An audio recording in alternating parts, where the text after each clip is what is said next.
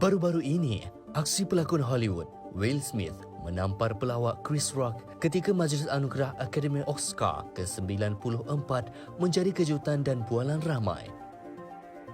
Insiden yang berpunca daripada ucapan Chris mempersendakan isteri Will, Jada Pinkett Smith, yang botak akibat masalah keguguran rambut. Tindakan Will mendapat reaksi berbeza dalam kalangan peminat dan netizen. Ada yang menyokong kerana mempertahankan maruah isterinya dan ada juga yang mengecam kerana aksinya yang keterlaluan. Disebabkan itu secara tiba-tiba, kisah penyakit yang dialami Jada menjadi tular. Malah perkongsian videonya yang memperkatakan mengenai penyakit itu juga kembali menjadi sebutan dan tontonan ramai. Jada tidak segan bercakap mengenai masalah itu. Peminatnya juga sentiasa memberi sokongan kepada Jada kerana bagi seorang pelakon wanita, rambut adalah mahkota mereka. Malah media seluruh dunia juga mula mencanang kisah penyakit yang dialami Jada sejak 2018 sehinggalah barulah wujud kesedaran mengenainya. Mungkin bagi mereka yang tidak mengalaminya, tidak faham kesan utama penyakit itu kerana apa yang nampak hanya tumpukan botak di kepala. Namun apakah sebenarnya yang dikatakan sebagai alopecia areata? Dan adakah penyakit ini boleh diubati atau pesakit ini akan mengalaminya seumur hidup mereka?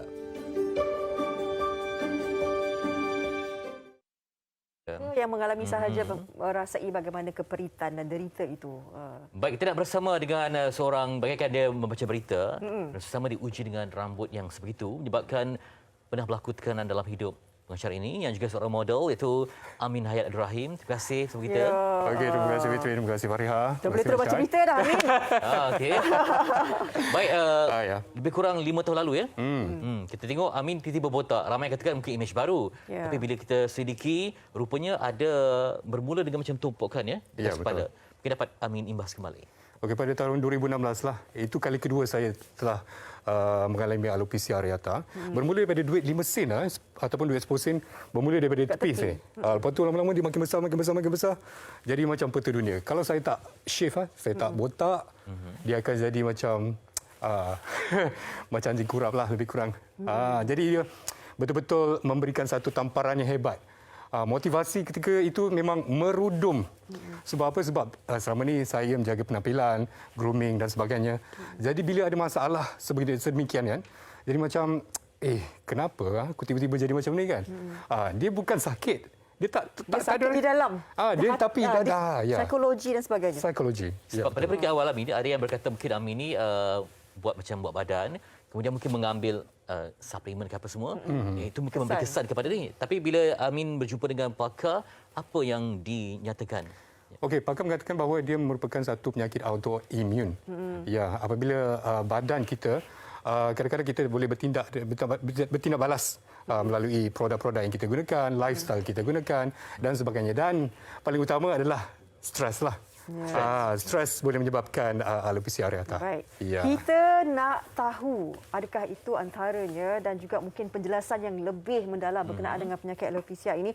Kita nak bersama dengan Dr. Mira Kupusami, merupakan pakar perunding dermatologi Hospital Pakar KPJ Rawang. Doktor? Hello, hai. Selamat pagi, Doktor. Doktor, okey. Tadi mungkin doktor pernah dengar sikit kan perbualan kami dengan Amin Hayat. Mungkin doktor boleh terangkan sebenarnya alopecia ini. Sebab kita tahu walaupun kita tak nampak derita kesakitan tetapi kesakitan yang lain sebenarnya yang dialami oleh pesakit itu. Dan mungkin doktor boleh terangkan lebih sebenarnya apa penyakit ini, apa sebenarnya? Actually sebenarnya yang Encik Amin bagi tahu tadi, penyakit ni it is autoimmune. Maksudnya badan kita serang rambut kita. Oh. So dan ini biasanya disebabkan dia tak ada satu punca yang menyebabkannya. Dia biasanya ada faktor genetik dan faktor persekitaran seperti stres, kekurangan tidur, kekurangan vitamin dan apa-apa pertukaran di persekitaran. Dan malangnya antara sesiapa pun kita boleh kena penyakit ni. Maksudnya bukan dewasa, bukan orang dewasa saja. Kanak-kanak sampai dewasa, sesiapa pun boleh kena penyakit ni. Doktor, kalau melihat kepada nisbah jantina, lelaki atau perempuan Doktor yang lebih banyak diserang alopecia areata? Okey, sebenarnya perempuan yang lebih banyak diserang alopecia areata, tetapi simptom untuk pesakit lelaki lagi serius. So dia akan jadi lagi botak. Oh, lagi serius. Okey, saya nak tanya Amin. Ya. Mula-mula tu dia tak ada ke rasa macam gatal ke tanda-tanda tu? Memang tiba-tiba Amin bangun tengok dah kenapa hilang.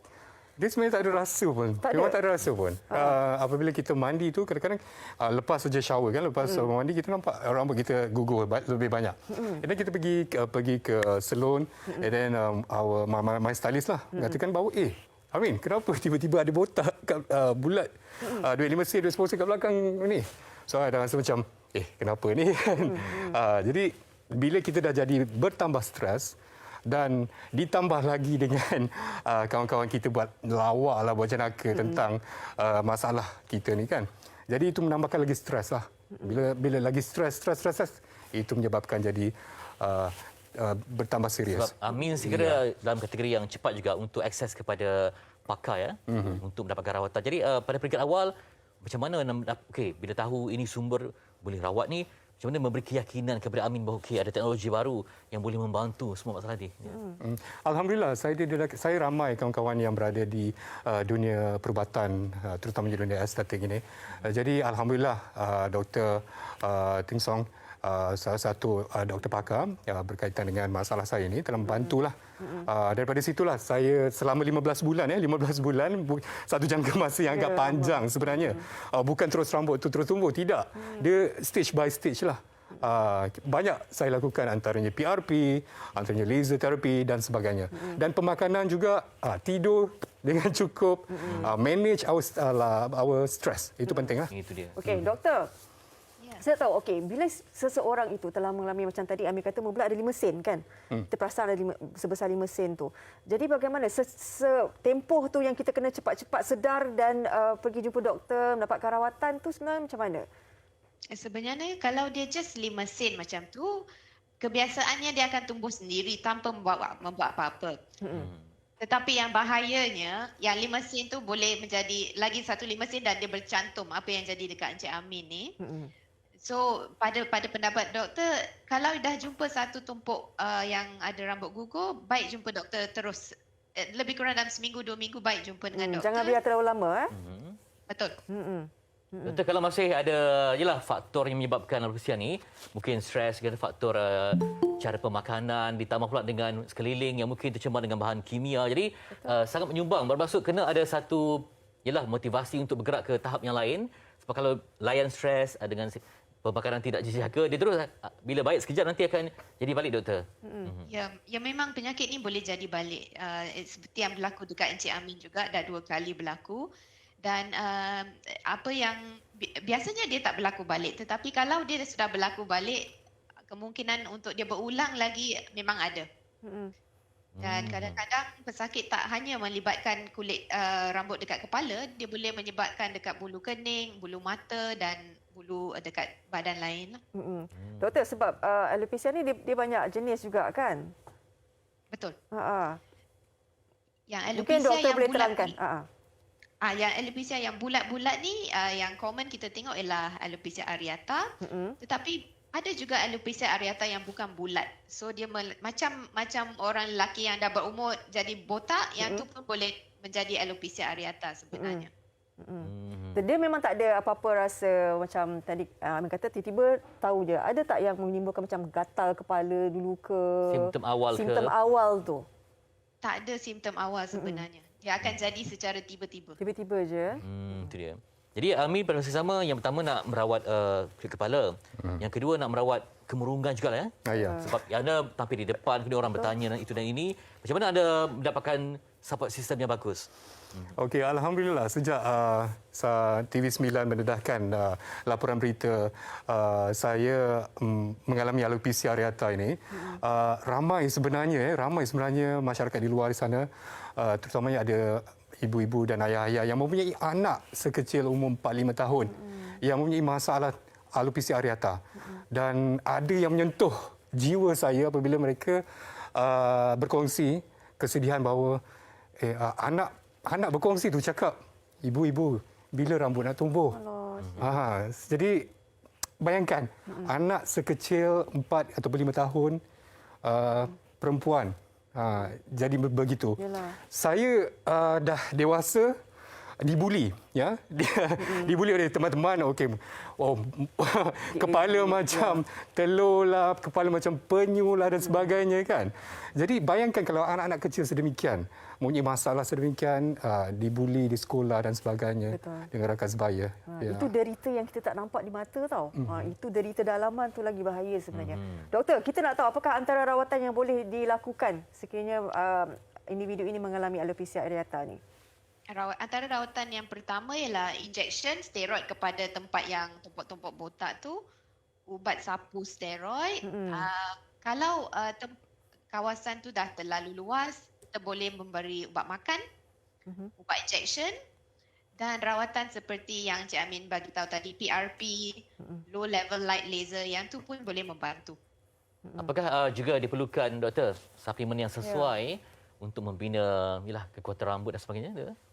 Okey, sekarang kajian menunjukkan vitamin D dan zinc sangat penting untuk kesihatan rambut kita lah. So selain itu kurangkan stres dalam hidup kita dan tidur secukupnya, itu paling penting. Itulah cabaran teknologi moden kan, seorang ramai yang menjaga malam semua. Okey, dengan stres pekerjaan dan sebagainya itu memang mencabar. Macam Amin sendiri bagaimana? Sebab penyakit ni boleh berulang lagi. Tapi bagaimana persediaan mental Amin sendiri sekiranya ia berlaku kembali? Bagi saya telah mengalami satu situasi yang teramat sukar dalam hidup ini kan. Selama 15 bulan diuji alopecia. Tapi sekiranya datang lagi ujian, saya terima dengan reda dan alhamdulillah. Jadi apa yang boleh saya lakukan adalah manage my stress, urus stres dengan lebih baik. Dan selepas saja menamakan dunia berita di TV9, saya venture new things in medical industry. Saya menjadi konsultan kesihatan ketika ini di klinik teman. Amin juga sama membantu mereka yang mengalami perkara yang sama jugalah. Okey. Dan sebagai trivianya, sebelum ini, Amin Hayat adalah tetamu MHI tahun 2005.